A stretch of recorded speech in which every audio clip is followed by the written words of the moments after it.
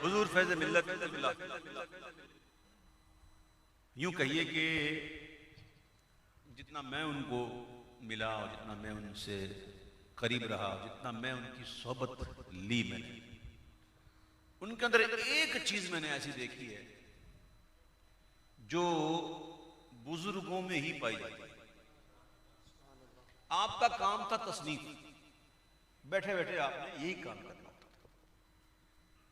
कोई आता मुलाकात के लिए वक्त देते, बैठते, उनसे बातें करते, मुस्कुरा कर, बड़े प्यार से, बड़े मोहब्बत से मुस्कुराते और मुस्कुरा के मिलते।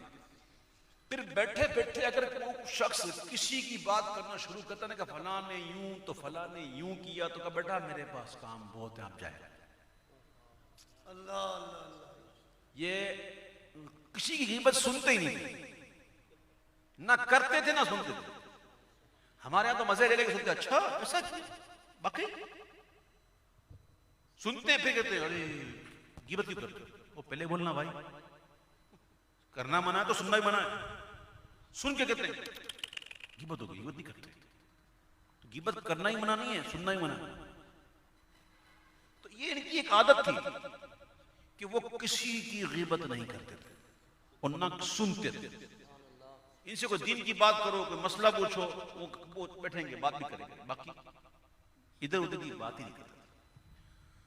सादगी इतनी थी कि एक दफा मैंने उनको देखा, उससे ख्वाजा महबूब सिरानी में ऐसी सादगी थी कि तहबंद बांधी हुई है, मलमल का कुर्ता पहना हुआ है, सर पे यूं पगड़ी बांधी हुई और सर पे चादर रख के, सुभान अल्लाह, वो बैठे हो ना, कुछ पता ना हो तो कुछ पता नहीं, इतने बड़े मुफ्ती, इतनी सादगी। और मेरी इनसे मुलाकात अक्सर मदीना मुनव्वरा में मस्जिद नबी शरीफ में होती, सुभान अल्लाह, और वो इत्तिकाफ फरमाया करते थे। तो मैं खास उनसे मिलने जाया क्या करता था। असल में मैं जब जाता था ना, 92 की बात कर रहा हूँ, 92 91 में, तो उस वक्त तो रश भी नहीं होता था। मुझे याद है हम लोग रियाजुल जन्नह में जमात करा के अपनी तरावी पढ़ते थे। हाँ हाँ, बिलाल हबशी के चबूतरे के नीचे अपनी जमात करके हम लोग तरावी पढ़ा करते थे। रश नहीं होता था उस वक्त। और तवाफ के तो तकरीबन रमजान में महीने में तवाफ में तो बहुत लिया करते थे हजरत, तो उस वक्त इतना रश नहीं होता। ये भाई मीडिया वगैरह जब आम हुआ, लोगों ने देखा और एक अजीब कहानी चल पड़ी, तो बोले इतना रश भी नहीं होता था। तो मैं खास उनसे मिलने के लिए जाता, उनके पास बैठता, तो वो बड़ी मोहब्बत से मुझे कहते हैं आप उवैस में उवैसी, क्या कहते हैं आप उवैस में उवैसी। तो मैंने कहा आप निगाह में रखते हैं, ये मेरे लिए बहुत है। तो बड़ा मोहब्बत करते। और उनसे जो मेरी आखिरी मुलाकात हुई थी उसमें आप नहीं थे, आपके रियासत छोटे थे और जुनैद भी था। तो इनके विसाल से 3 माह पहले मैं उनसे जब मिलने गया था आखिरी में, वो मुलाकात ऐसी है कि उसकी 2 ही गवाह हैं कि उस वक्त क्या हुआ। बड़ा शफकत किया उस वक्त, बड़ी मोहब्बत की, बड़ी मोहब्बत की।